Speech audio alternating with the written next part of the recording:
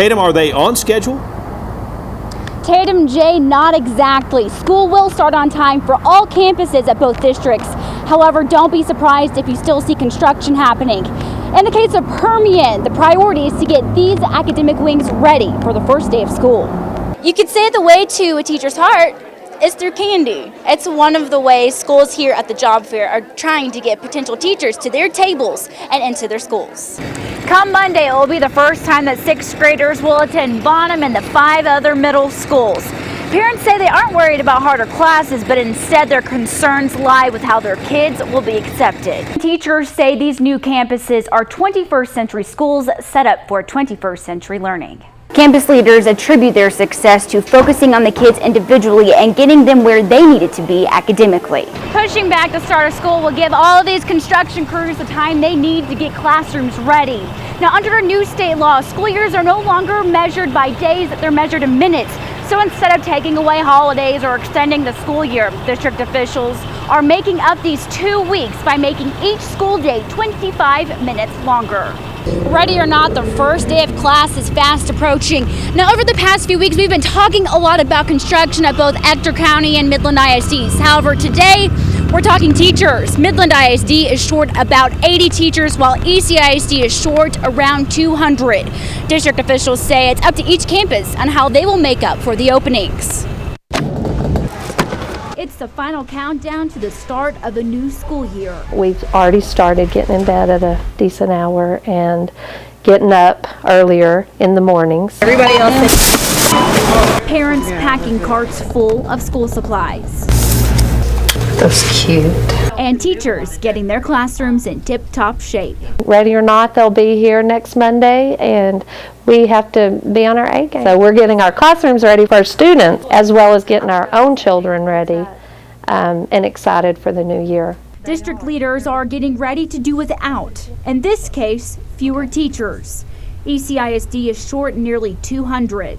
District officials say the solution now is up to each campus. That could mean long-term subs or splitting classrooms between teachers. Meanwhile, in Midland, there are 80 teacher openings. The district plans to fill those positions with substitutes until a permanent teacher is hired. Rivas says no matter what, it's a team effort. It wouldn't work if we weren't a team.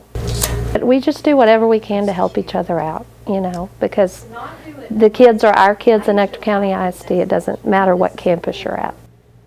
With the use of technology, teachers can now be 2 places at once.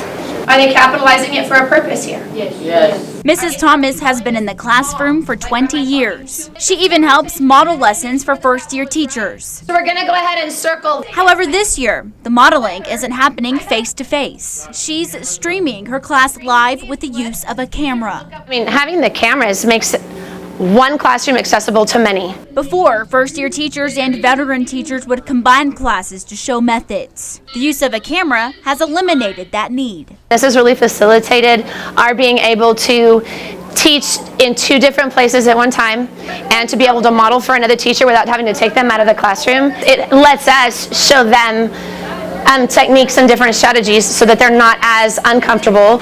Thomas says the new method teaches both students and new teachers while maintaining the quality of instruction.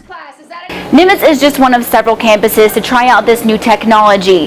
They hope to expand it to other campuses in the near future. Reporting with the 9 on Education, I'm Tatum Guinn, CBS 7 News. Lights, camera, action! Stop smiling. Mrs. Venegas' 4th grade class is taking the stage for a different kind of drama. Today's drama is a writing lesson. That was kind of showing our feeling and our emotion of what's going to be put onto our paper and what we're going to write. It's all part of Kermit ISD's Writing Academy. It takes writing to the next level. It makes it to where the students are interacting with their writing rather than just putting pencil to paper. And they're learning without realizing they're learning because they're having so much fun. Action! By acting out different emotions, Mrs. Venegas says the students' vocabulary is growing by leaps and bounds.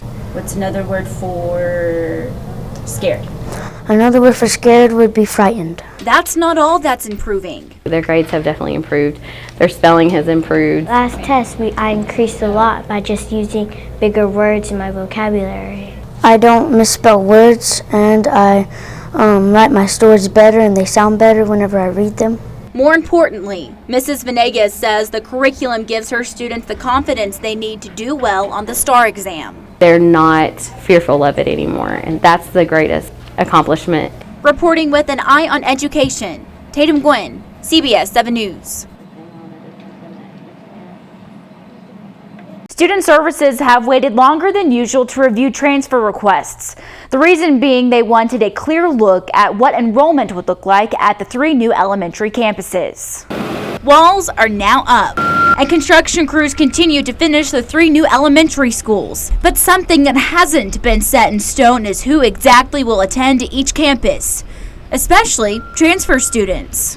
For now, we're stuck and still with no answers. Erica Fugett's home campus is considered a PEG campus, meaning because STAR exam scores are below standard, students have option to transfer to another campus. She filed a request at the beginning of May and has yet to hear anything. I'm not happy with the answers I'm getting, which is minimal to no, with no explanation behind it. Fugett isn't alone. In fact, the district is only just now reviewing transfer requests, with good reason. With 40% of students moving, the Student Services Office just had to have a little bit more clear numbers on how many students to expect per grade level, per classroom, per school. Grissett says no one campus will be exactly how it was last year.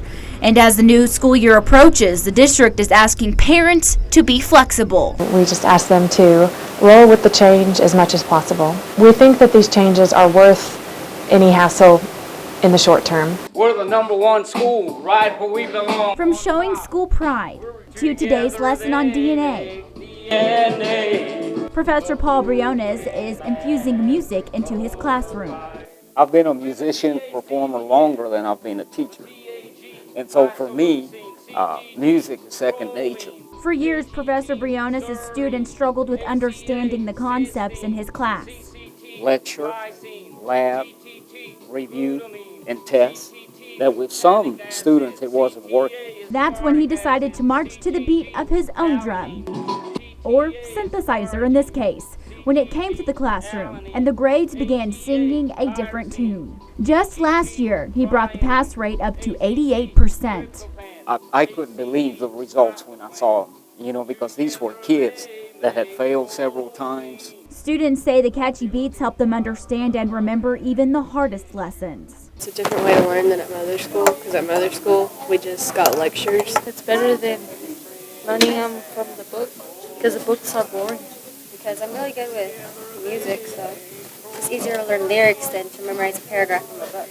Professor Briones hopes to change the key to science education for all classrooms. They make protein. Reporting with an eye on education, Tatum Guinn, CBS 7 News.